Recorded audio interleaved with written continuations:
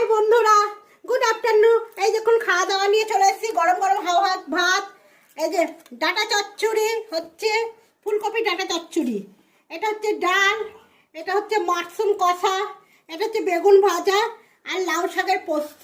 আজকে কিন্তু এটাই আমাদের দুপুরের খাওয়া দাওয়া। এই যে মা ওপরে বসছে, মা তো নিচে বসতে পারবে না, তাই ওপরে বসেছি। মাকে আগে ভাতটা কমপ্লিট করে দিই।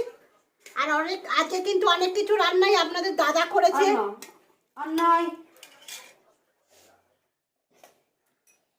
চলুন দুপুরের খাওয়া দাওয়াটা কমপ্লিট করলেই, যদি রান্নাগুলো আপনাদের ভালো লাগে তাহলে কিন্তু একটা লাইক শেয়ার কমেন্ট করবেন, পাশে থাকবেন বন্ধুরা। হাই বন্ধুরা, গুড আফটারনুন। এই দেখুন খাওয়া দাওয়া নিয়ে চলে এসেছি। গরম গরম হাওয়া ভাত, এই যে ডাঁটা চচ্চড়ি হচ্ছে, ফুলকপি ডাঁটা চচ্চড়ি, এটা হচ্ছে ডাল, এটা হচ্ছে মাশরুম কষা, এটা হচ্ছে বেগুন ভাজা আর লাউ শাকের পোস্ত। আজ